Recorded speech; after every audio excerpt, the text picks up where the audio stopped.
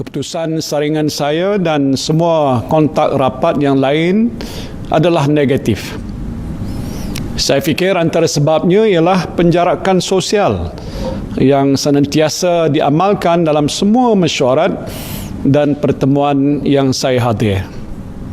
Dan ini menunjukkan betapa pentingnya kita mengamalkan penjarakan sosial untuk mengelakkan diri kita daripada dijangkiti virus ini.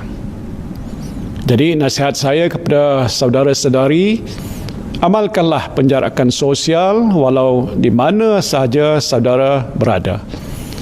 Dan ia mungkin pelindung ataupun benteng terakhir saudara-saudari daripada ancaman jangkitan COVID-19 ini. Kita telah pun mengharungi krisis COVID-19 hampir 3 bulan. Para petugas barisan hadapan dan pasukan keselamatan bekerja siang dan malam tanpa cuti ataupun rehat di hujung minggu. Alhamdulillah, dengan langkah-langkah yang telah diambil oleh kerajaan dan disiplin anda semua, penularan COVID-19 di negara kita telah dapat dibendung dengan lebih 80% kes pulih sepenuhnya.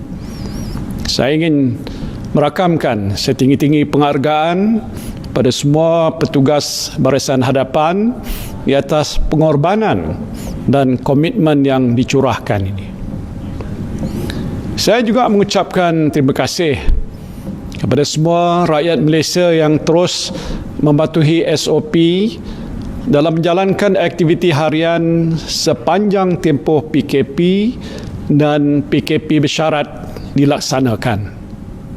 Sekiranya kita dapat terus mematuhi SOP yang ditetapkan dalam kes COVID-19 kekal terkawal, saya yakin sektor-sektor yang masih dilarang pada masa ini akan dapat dibuka dengan lebih cepat lagi.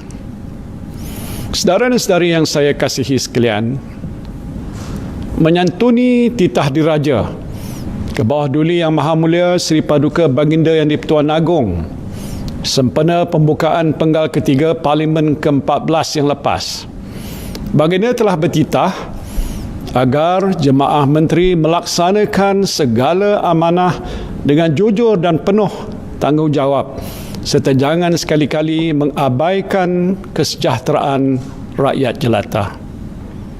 Menjunjung titah tuanku, saya kerap mengingatkan jemaah menteri agar sentiasa komited dan ikhlas dalam menjalankan tugas dan amanah yang dipertanggungjawabkan.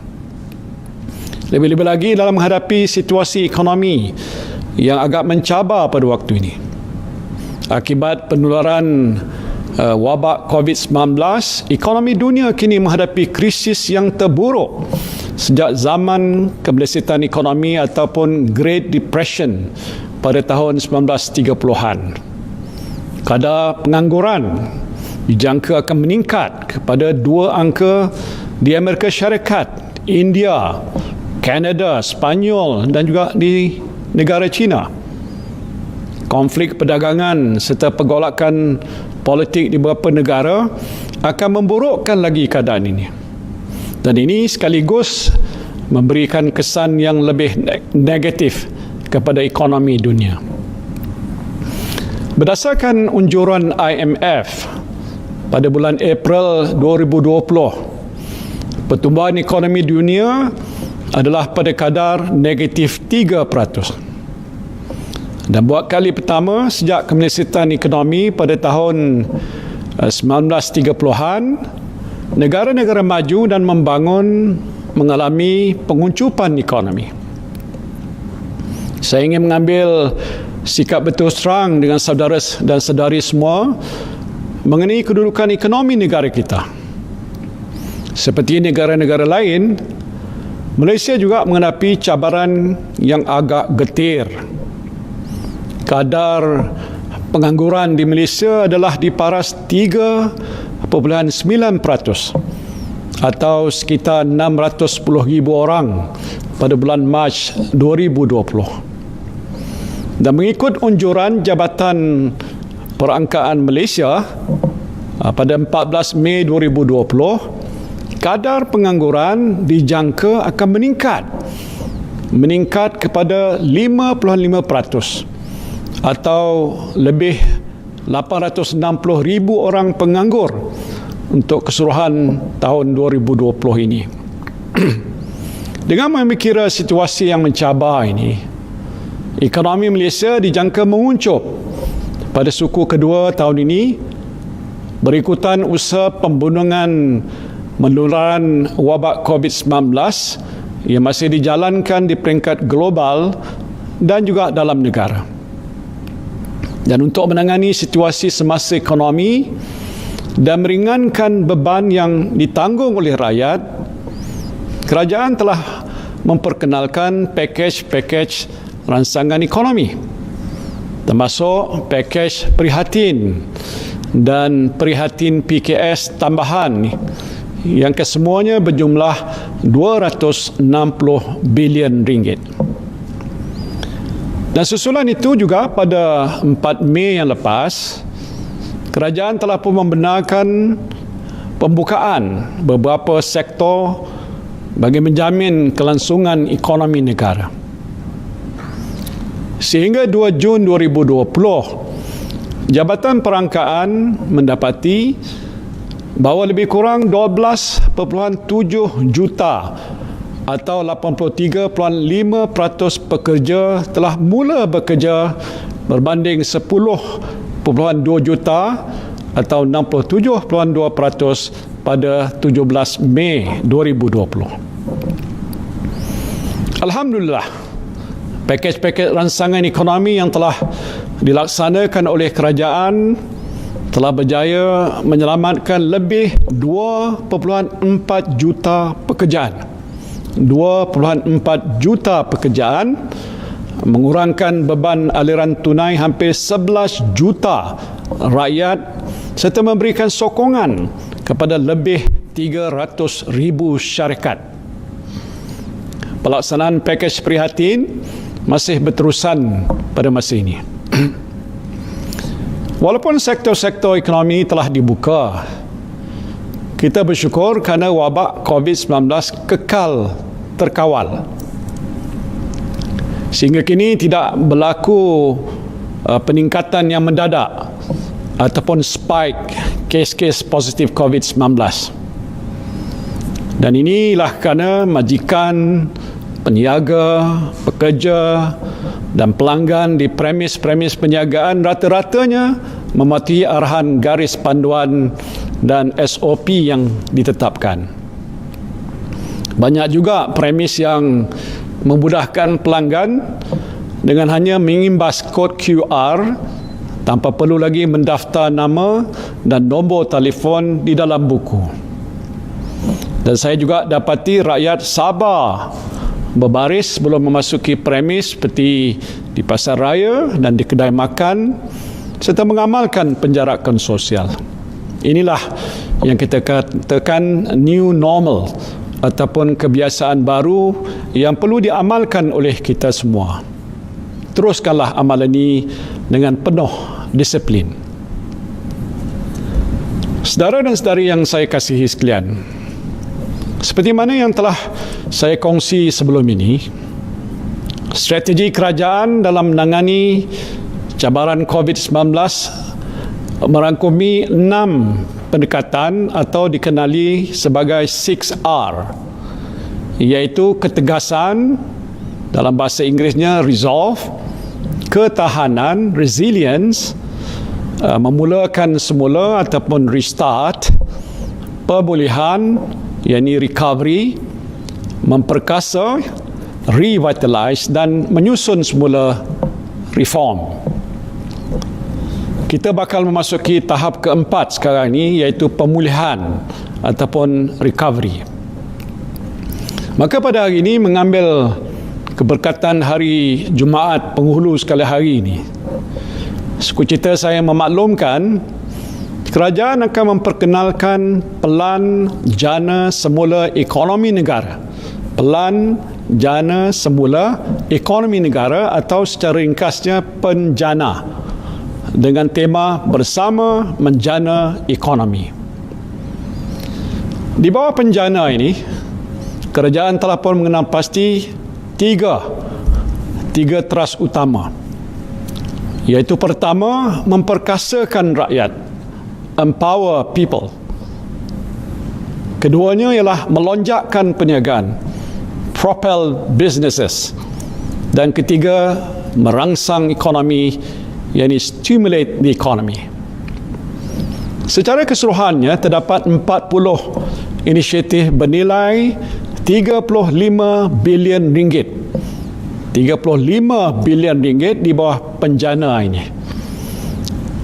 Daripada jumlah ini, sebanyak 10 bilion merupakan suntikan fiskal langsung daripada kerajaan. Saudara dan saudari yang saya kasihi sekalian, saya tahu ramai dalam kalangan saudara-saudari yang bimbang akan risiko kehilangan pekerjaan dan juga punca pendapatan berikutan banyak sektor dan aktiviti ekonomi terjejas dalam tempoh PKP ini. Saya faham ekonomi akan mengambil masa untuk pulih dan terdapat golongan masyarakat yang masih memerlukan bantuan sepanjang tempoh pemulihan ekonomi ini. Untuk menangani cabaran kadar pengangguran yang meningkat dan memastikan pengekalan pekerjaan, kerajaan akan memperuntukkan hampir 9 bilion ringgit. 9 bilion ringgit yang akan memanfaatkan seramai 3 juta tenaga pekerja melalui beberapa inisiatif. Pertama, perluasan program subsidi upah yang bernilai 5 bilion ringgit. Sejak diperkenalkan dalam pakej Perhatin dan Prihatin PKS tambahan, program subsidi upah ini telah disambut baik oleh pekerja dan majikan. Program selama 3 bulan ini telah berjaya menyelamatkan lebih 2.2 juta pekerjaan. 2.2 juta pekerjaan dapat kita selamatkan. Dan bagi membantu syarikat dalam tempoh peralihan pembukaan semula ekonomi, kerajaan akan melanjutkan subsidi upah ini selama 3 bulan lagi.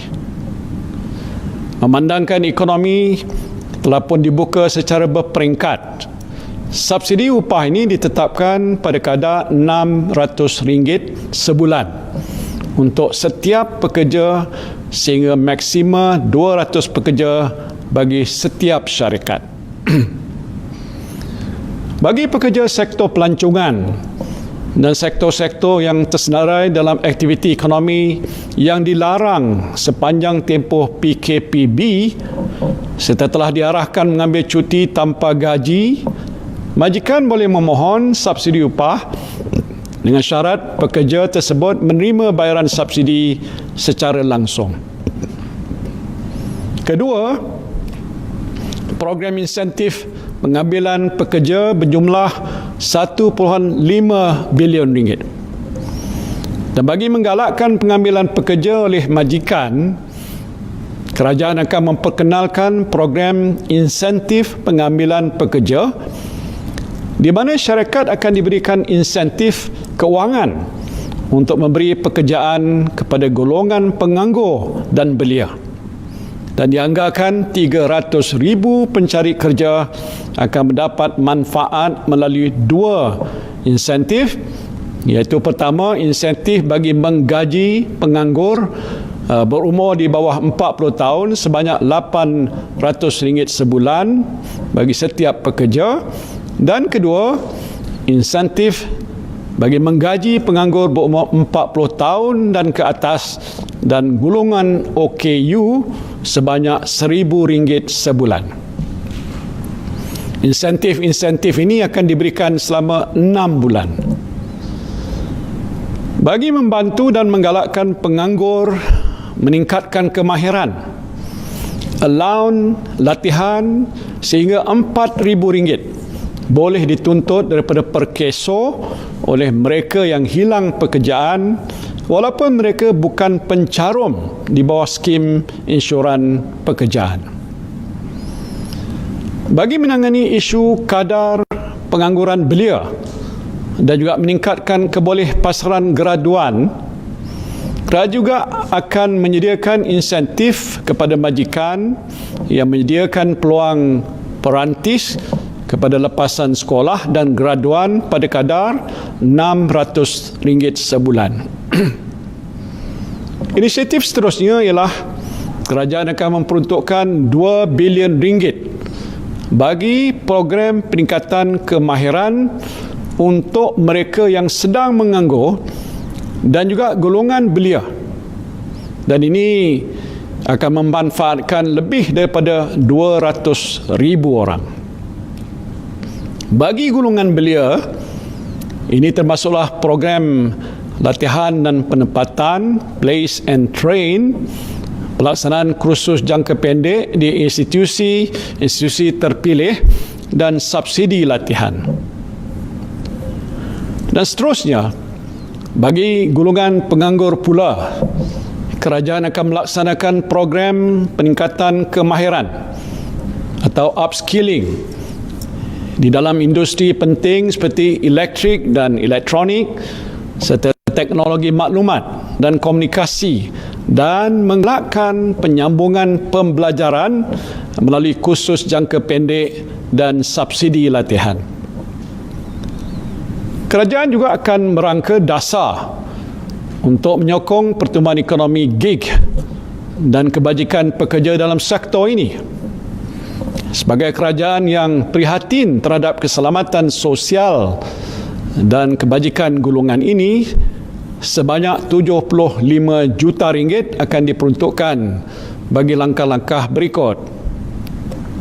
Pertama, grant sejumlah RM50 juta dalam bentuk dana padanan akan diperuntukkan bagi platform ekonomi gig untuk mencarum bagi pekerjanya di bawah skim bencana pekerjaan perkeso dan skim I-Saraan KWSP. Dan kedua, peruntukan sebanyak RM25 juta kepada MDEC bagi program Global Online Workforce ataupun GLOW yang bertujuan untuk membimbing rakyat Malaysia menjana pendapatan dalam talian melalui pelanggan antarabangsa. Bagi menyelaras dan memantau pelaksanaan kesemua inisiatif ini, kerajaan akan menubuhkan sebuah jawatan kuasa khas pekerjaan nasional. Jawatan kuasa ini akan dipengusikan bersama oleh Menteri Kewangan dan Menteri Sumber Manusia dengan wakil-wakil daripada sektor swasta dan sektor awam yang berkaitan. Saudara dan saudari yang saya kasihi sekalian, selaras dengan saranan kerajaan yang menggalakkan majikan, terutamanya industri PKS, untuk melaksanakan konsep bekerja dari rumah atau work from home, insentif percukaian dan juga perlindungan insurans pekerjaan akan diberikan. Sebagai contoh, pengecualian cukai pendapatan sehingga RM5,000 kepada pekerja yang menerima manfaat dalam bentuk telefon bimbit, komputer riba ataupun tablet daripada majikan. Dan bagi meningkatkan keyakinan ibu bapa untuk menghantar semula anak-anak mereka ke taska, kerajaan akan memberikan grant kepada pengendali taska untuk mematuhi dan melaksanakan SOP yang ditetapkan. Dan selain itu, e-voucher akan disediakan untuk perkhidmatan pengasuh kanak-kanak yang ditempah dalam talian, dan juga insentif cukai pendapatan individu untuk yuran yang dibayar kepada taman asuhan dan taman didikan kanak-kanak sehingga RM3,000. Langkah ini akan dikawal selia oleh Kementerian Pembangunan Wanita dan Kebajikan Masyarakat dan LHDN. Saya memahami keperluan saudara-saudari yang menggunakan pengangkutan awam untuk keluar bekerja dan melakukan aktiviti-aktiviti lain. Dan bagi meringankan beban kos pengangkutan, kerajaan akan memperkenalkan program My30 di mana pengguna hanya perlu membayar RM30 sahaja sebulan, iaitu RM1 sehari, untuk menikmati pas perjalanan tanpa had bagi pengangkutan awam di bawah selian Pasarana di Lembah Kelang. Dan inisiatif ini juga terbuka pada semua warga negara dan akan berkuat kuasa mulai 15 Jun hingga hujung 2020. Saya ingin mengingatkan saudara-saudari supaya mematuhi SOP dan mengamalkan penjarakan sosial ketika menggunakan pengangkutan awam. Kerajaan juga sentiasa mengambil berat akan kebajikan dan kesejahteraan kumpulan SASA seperti OKU dan juga Ibu Tunggal. Sehubungan itu, lebih 300,000 OKU dan Ibu Tunggal yang tersenarai di bawah Jabatan Kebajikan Masyarakat layak menerima bantuan one-off sebanyak RM300 bagi mengurangkan beban mereka. Bayaran ini insyaAllah akan disalurkan sebelum Hari Raya Aidul Adha. Kerajaan juga akan memperuntukkan grant kepada pertubuhan bukan kerajaan yang berkaitan. Saya juga ingin mengambil kesempatan ini untuk mengumumkan inisiatif GLC Penjana Community. Tujuan program ini ialah untuk menggalakkan GLC mengangkat sesebuah komuniti dan menjalankan usaha bagi membangunkan keupayaan sosioekonomi komuniti tersebut. Selain itu, kemudahan skim Peka B40 akan diperkasakan dengan penambahan peruntukan sebanyak RM50 juta bagi membiayai saringan kesihatan dan kemudahan peralatan perubatan.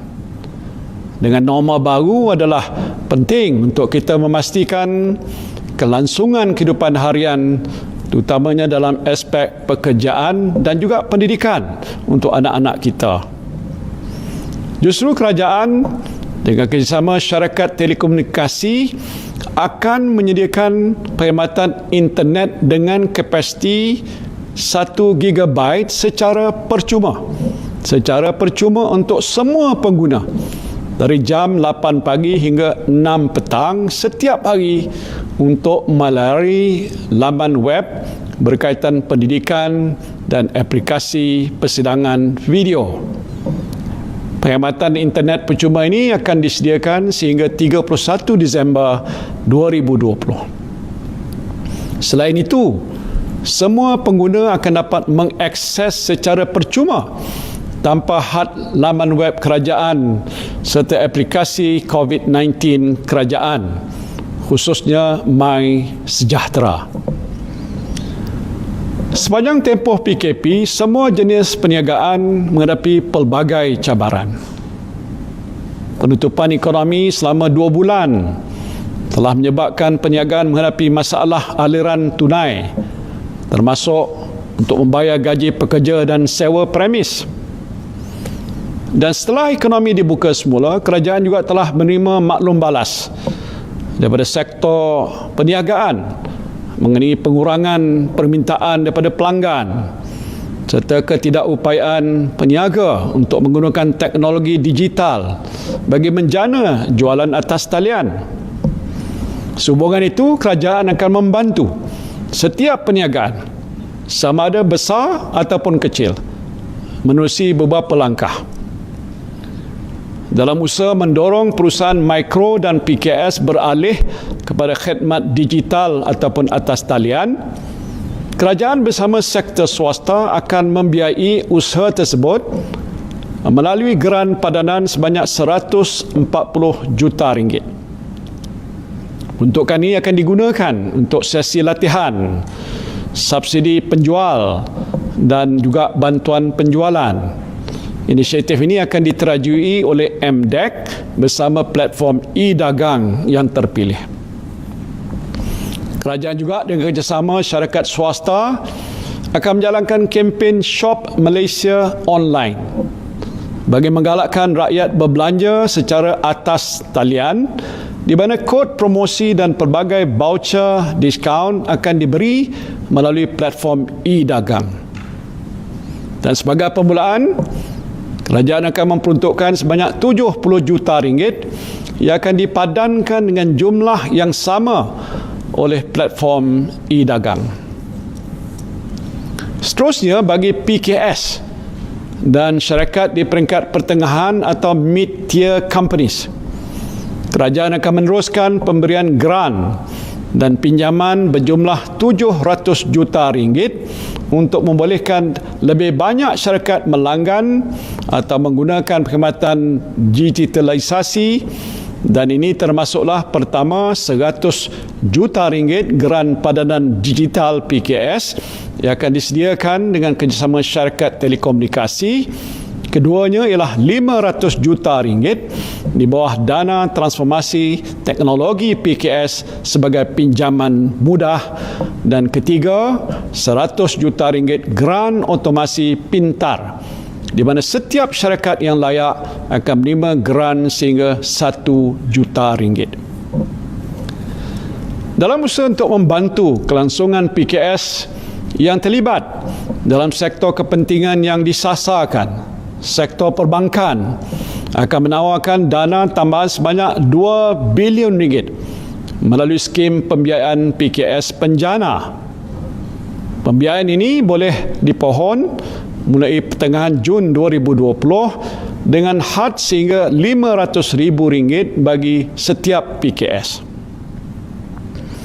Dan untuk membantu sektor pelancongan, skim pembiayaan pelancongan Penjana bernilai 1 bilion ringgit akan ditawarkan untuk membiayai inisiatif transformasi oleh PKS dalam sektor pelancongan agar terus berdaya saing dalam era kebiasaan baru. Perincian dana ini akan diumumkan oleh Bank Negara Malaysia pada bulan Julai 2020. Dan untuk perusahaan mikro pula, kerajaan akan mewujudkan pembiayaan mikro Penjana dengan kerjasama Bank Simpanan Nasional dan Tekun Nasional bagi pembiayaan sebanyak 400 juta ringgit, di mana 50 juta akan dikhususkan kepada usahawan wanita. Dalam usaha untuk memperkasakan penglibatan bumi putera dan memastikan kelangsungan dalam bidang perniagaan dan keusahawanan, pembiayaan sebanyak 200 juta ringgit akan ditawarkan melalui Perbadanan Usahawan Nasional Berhad (PUNB). Selain itu, 300 juta ringgit akan disalurkan kepada MARA, di mana usahawan bumi putera termasuklah institut kemahiran yang terjejas boleh mendapatkan pembiayaan untuk modal kerja. Di samping itu, untuk membantu aliran tunai PKS, mulai awal Julai, SME Bank melalui skim SME Go akan menyediakan pembiayaan kepada 16,000 kontraktor grade G2 dan G3 yang berkelayakan dan telah mendapat projek di bawah Prihatin. Bagi memberikan kemudahan pada pihak kontraktor, tiada cagaran ataupun deposit perlu disediakan. Kerajaan menyeru syarikat-syarikat berkaitan kerajaan, badan-badan korporat dan institusi keuangan agar mempercepatkan pembayaran kepada pembekal mereka. Beberapa GLC dan juga badan korporat seperti Axiata, TNB, Telekom Malaysia dan Petronas telah pun berbuat demikian. Oleh kerana pelaksanaan PKP ini telah menjejaskan aktiviti perniagaan dan menyebabkan masalah aliran tunai, kerajaan akan memberikan insentif cukai dalam pelbagai bentuk, termasuklah potongan cukai berkait dengan perbelanjaan untuk operasi dalam kebiasaan baru seperti pembelian PPE dan kos ujian saringan. Dan selain itu, kerajaan juga akan memberikan remisi penalti untuk bayaran lewat cukai dan juga melanjutkan tempoh perbelanjaan pengubah sesuaian dan pembaharuan premis. Tambahan lagi, allowance modal dipercepatkan dan potongan cukai khas sebanyak 30% bagi pengurangan sewa premis akan dilanjutkan. Kerajaan menghargai usaha yang dilakukan oleh perusahaan sosial ataupun social enterprise dalam nak mengimbangi matlamat perniagaan dan bertanggungjawab sosial. Saya dimaklumkan semasa tempoh PKP, walaupun beberapa perusahaan sosial sukar untuk beroperasi, namun mereka terus berusaha mengumpul dana untuk membantu masyarakat yang disasarkan, terutamanya golongan terpinggir. Kerajaan akan menyediakan geran padanan melalui Malaysian Global Innovation and Creativity Centre (MAGIC) yang berjumlah 10 juta ringgit kepada perusahaan sosial yang berjaya mengumpul sumbangan untuk melaksanakan projek sosial bagi menangani isu yang dihadapi oleh komuniti sasar dengan menggunakan kaedah inovatif. Saudara-saudara sekalian, dalam usaha kerajaan untuk membantu lebih 900,000 perusahaan kecil dan sederhana dan juga usahawan tempatan, berapa langkah dan insentif cukai akan dilaksanakan. Pertama, bagi menggalakkan penubuhan entiti baru PKS, kerajaan bersetuju untuk memberikan ribat cukai pendapatan sehingga RM20,000 bagi setiap tahun untuk tempoh 3 tahun taksiran pertama tertakluk kepada syarat yang ditetapkan. Ribat cukai pendapatan ini diberikan kepada syarikat baru yang ditubuhkan dan beroperasi antara 1 Julai 2020 dan 31 Disember 2021. Dan kedua, bagi menggalakkan PKS meningkatkan daya saing dalam menjalankan perniagaan melalui skim pencantuman dan pemerolehan ataupun merger and acquisition, kerajaan bersetuju memberikan pengecualian duty stamp ke atas surat cara berkaitan pencantuman atau pemerolehan bagi transaksi yang disempurnakan antara 1 Julai 2020 hingga 30 Jun 2021. Saudara dan saudari yang saya kasihi sekalian, secara umumnya COVID-19 ini telah mengubah cara ekonomi beroperasi. Untuk terus menjadikan negara kita sebagai destinasi pelaburan utama adalah penting untuk kita memberitahu dunia bahawa ekonomi kita tetap berdaya saing dan terbuka untuk perniagaan. Malaysia kini berada di kedudukan ke-12 di dunia dalam kategori kemudahan menjalankan perniagaan dan ketiga di Asia Pasifik. Sehubungan itu, penjana akan mengumumkan beberapa pakej dan program pelaburan, insentif pengecualian cukai dan kemudahan pembiayaan yang inklusif. Dan untuk memacu pemulihan ekonomi negara melalui proses digitalisasi perniagaan, kerajaan akan menubuhkan dana penjana nasional berjumlah 1.2 bilion ringgit dengan peruntukan 600 juta daripada kerajaan dan dipadankan dengan 600 juta daripada pelabur domestik dan antarabangsa. Dana ini akan digunakan untuk memupuk inovasi dan mengembangkan bakat modal teroka tempatan ataupun domestic venture capital. Antara pelabur antarabangsa yang berminat untuk turut serta ialah SK Group, Hanwha Asset Management, KB Investment Company Limited, Provident Growth, 500 Startups dan The Hive. Untuk melengkapkan usaha digitalisasi, kerajaan akan memperuntukkan 100 juta ringgit bagi menubuhkan National Technology and Innovation Sandbox yang akan diterajui oleh Kementerian Sains, Teknologi dan Inovasi dengan memberikan kelonggaran beberapa peraturan untuk menguji cuba teknologi baru. Contohnya menguji penghantaran pembelian dalam talian melalui drone dan penggunaan kenderaan pandu sendiri. Untuk terus menggalakkan digitalisasi dalam sistem penyampaian perkhidmatan kerajaan ke arah revolusi industri 4.0, kerajaan akan menyediakan lebih banyak perkhidmatan secara dalam talian ataupun e-counter. Ini termasuklah melaksanakan proses mematikan stem, menyemak dan menuntut wang tidak dituntut bermula 1 Oktober 2020 dan sesi e-temuduga bagi permohonan beasiswa kerajaan. Sehubungan itu, saya menyeru lebih banyak agensi dan kementerian untuk merancangkan usaha digitalisasi ataupun usaha otomasi ini. Untuk menggalakkan rakyat supaya menyokong produk dan perkhidmatan tempatan, kerajaan juga akan meneruskan kempen Buy Malaysia. Antara inisiatif yang akan dilaksanakan termasuklah menggalakkan rangkaian pasar raya besar untuk membuat penandaan produk tempatan dan juga menubuhkan saluran produk Malaysia yang berdedikasi di platform e-dagang.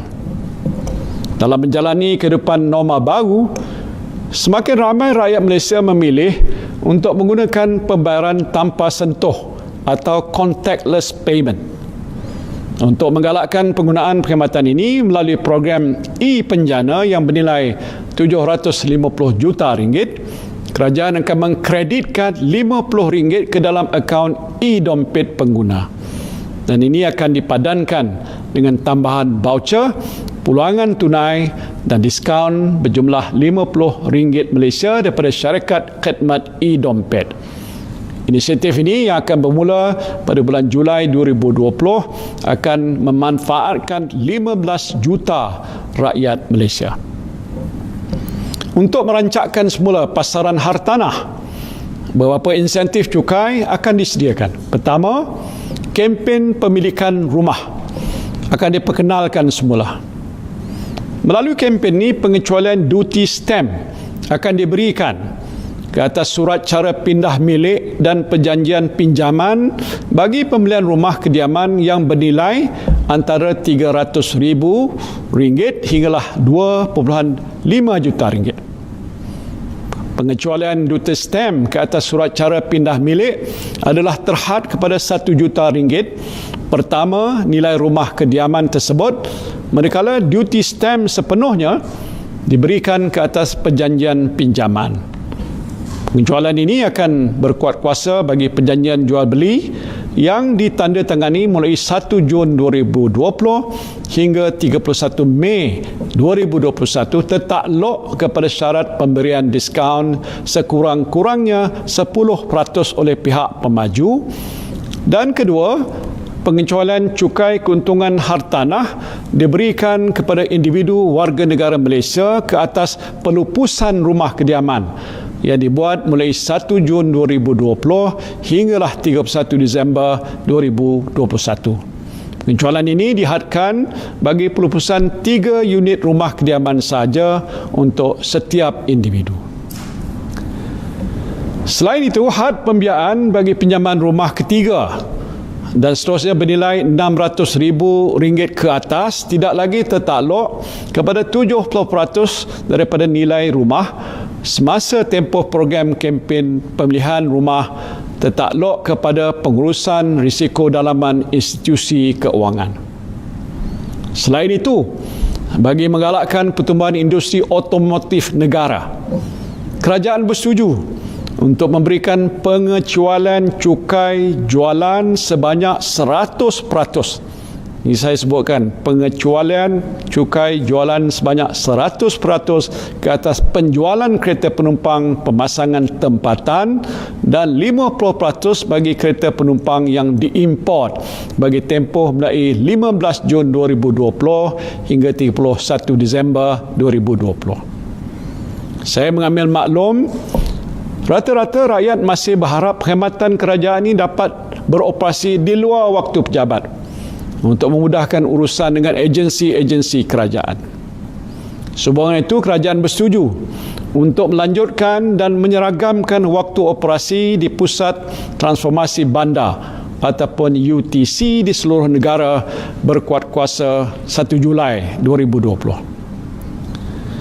Untuk menarik syarikat luar negara memindahkan lokasi perniagaan mereka ke Malaysia, yang pastinya akan meningkatkan nilai pelaburan dan menyediakan lebih banyak peluang pekerjaan kepada rakyat, kerajaan bersetuju untuk memberikan galakan cukai seperti berikut. Pertama, kadar cukai 0% selama 10 tahun bagi pelaburan baru dalam sektor penghilangan dengan pelaburan dalam harta tetap antara 300 juta sehingga 500 juta ringgit, dan keduanya kadar cukai 0% selama 15 tahun bagi pelaburan baru dalam sektor penghilangan dengan pelaburan dalam harta tetap melebihi 500 juta ringgit ke atas. Galakan ini diberikan sekiranya syarikat memindahkan lokasi dan memulakan operasi dalam tempoh 1 tahun daripada tarikh kelulusan, dan amaun pelaburan yang terlibat mesti dibuat dalam tempoh 3 tahun. Manakala bagi syarikat sedia ada di Malaysia yang memindahkan fasiliti penghilangan luar negara ke Malaysia, mereka layak mendapat galakan allowance cukai pelaburan sebanyak 100% bagi tempoh 5 tahun. Kedua-dua insentif ini berkuat kuasa bagi permohonan yang diterima daripada 1 Julai 2020 sehingga 31 Disember 2021. Kerajaan juga akan menyediakan peruntukan tambahan sebanyak 50 juta ringgit kepada MIDA untuk melaksanakan aktiviti-aktiviti promosi dan pemasaran. Dan seterusnya bagi membantu syarikat untuk menaik taraf teknologi, menembusi pasaran global melalui penyumbaran luar ataupun outsourcing dan meningkatkan nilai ekspor, kerajaan bersetuju dana strategik pelaburan tempatan diberikan untuk pusingan kedua bagi projek dan syarikat yang sebelum ini telah pun layak menerima kemudahan tersebut. Project Acceleration and Coordination Unit ataupun PACU akan ditubuhkan untuk mempercepatkan pelaksanaan serta penyelarasan projek pelaburan yang diluluskan. Selain itu, kelulusan lesen pembuatan juga akan dipercepatkan dalam masa 2 hari bekerja untuk industri yang tidak sensitif. Sektor pelancongan adalah antara sektor yang teruk terjejas akibat wabak COVID-19 ini. Untuk mengaktifkan semula kegiatan industri pelancongan, beberapa langkah cukai akan dilaksanakan. Pertama, penjagaan di bawah industri pelancongan seperti agensi pelancongan, pengusaha hotel, syarikat penerbangan yang telah diberikan penangguhan bayaran ansuran ke atas anggaran cukai yang kena dibayar bagi tempoh 1 April 2020 hingga 30 September 2020 akan dilanjutkan tempoh penangguhan selama 3 bulan lagi mulai 1 Oktober 2020 sehingga 31 Disember 2020. Kedua, mengecualikan cukai pelancongan sepenuhnya bagi tempoh mulai 1 Julai 2020 hingga 30 Jun 2021. Dan ketiga, pengecualian cukai perkhidmatan ke atas perkhidmatan penginapan yang disediakan oleh pengendali premis penginapan dilanjutkan mulai 1 September 2020 hingga 30 Jun 2021. Dan keempat, pelepasan cukai pendapatan individu sehingga RM1,000 yang telah diberikan ke atas perbelanjaan melancong dalam negara dilanjutkan hingga 31 Disember 2021. Bercakap mengenai industri kreatif, industri hiburan dan acara, saya juga mendengar keluhan daripada karyawan, pengarah filem, kru produksi dan pengurus acara. Sehubungan itu, beberapa program dan kemudahan keuangan untuk menjana semula industri kreatif negara yang berjumlah sebanyak 225 juta akan dilaksanakan melalui kerjasama antara My Creative Ventures, MDEC dan pihak swasta.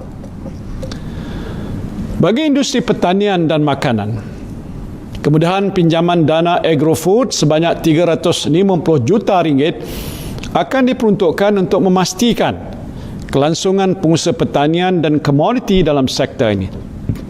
Selain itu, kerajaan juga akan memperkasakan peningkatan mobiliti tenaga kerja pertanian melalui insentif yang diberikan pada syarikat perintis untuk melatih dan mengajar tenaga kerja untuk menceburi bidang pertanian dan peladangan.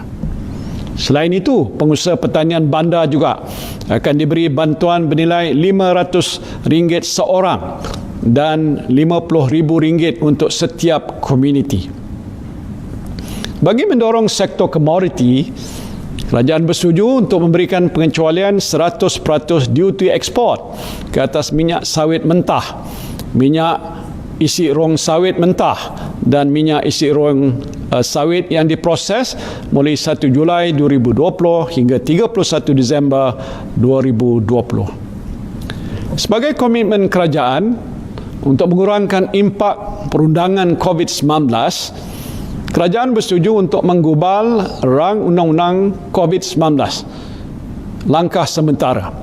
Rang undang-undang ini merupakan pelepasan sementara ataupun temporary relief daripada tanggungjawab perjanjian bagi suatu tempoh yang ditetapkan. Kerajaan juga berharap dengan adanya akta baru ini, kelangsungan hidup rakyat Malaysia umumnya dapat diteruskan. InsyaAllah, kerajaan akan membentangkan RUU ini pada sesi Parlimen bulan Julai nanti.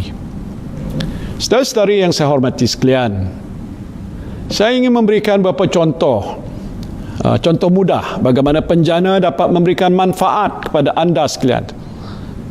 Misalnya Kak Radiah. Kak Radiah pengusaha taska di bawah pakej prihatin telah mendapat manfaat daripada subsidi upah dan sebagai seorang usahawan mikro telah menerima grant khas prihatin sebanyak RM3,000. Di bawah penjana ini pula, Kak Radiah sekarang dapat menikmati pelanjutan subsidi upah untuk 3 bulan lagi. Dan di samping itu, dengan pembukaan semula taska selepas PKP, Kak Radiah juga sekarang layak untuk menerima bantuan taska sebanyak RM5,000 dan juga insentif kursus asuhan sebanyak RM900 bagi setiap pekerjanya. Satu lagi contoh ialah Datuk Lim. Di bawah prihatin, Datuk Lim mendapat manfaat daripada moratorium pinjaman bank yang membantu kelangsungan aliran tunai perniagaannya. Dan selain itu, perniagaan Datuk Lim di bawah prihatin juga dikecualikan levy HRDF. Dan ekoran pengecualian cukai untuk pembelian rumah dan kereta di bawah penjana, Datuk Lim sekarang berminat untuk membeli pangsa puri dan kereta untuk anak diwasanya. Di samping itu, bagi menyokong mengurus perniagaannya dari rumah, Datuk Lim menikmati internet percuma bagi membuat persidangan video dan dapat pengecualian cukai pendapatan untuk pembelian laptop barunya. Jadi saudara dan saudari yang saya kasihi sekalian, sejak penurunan wabak COVID-19, kerajaan telah menerima sumbangan dalam bentuk wang tunai dan peralatan perubatan melalui tabung derma yang diuruskan oleh Agensi Pengurusan Bencana Negara (NADMA) dan Kementerian Kesihatan Malaysia. Sehingga kini, kerajaan terus menerima permintaan daripada rakyat dan perniagaan yang ingin menyumbang kepada usaha untuk membina semula ekonomi negara.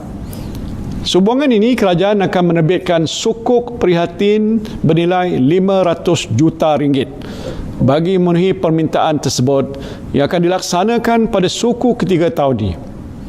Dengan bertemakan daripada rakyat kepada rakyat, dana yang terkumpul ini akan disalurkan untuk membantu pembiayaan perniagaan perusahaan mikro, terutamanya usahawan wanita, penambahbaikan liputan internet jalur lebar di sekolah, terutamanya di kawasan luar bandar, dan grant pendidikan penyakit berjangkit.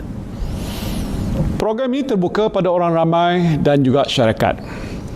Dengan sejumlah 40 inisiatif yang telah pun saya umumkan tadi, saya berharap semua pihak termasuk sektor swasta dan orang ramai akan dapat memberikan kerjasama dan memainkan peranan yang sebaiknya.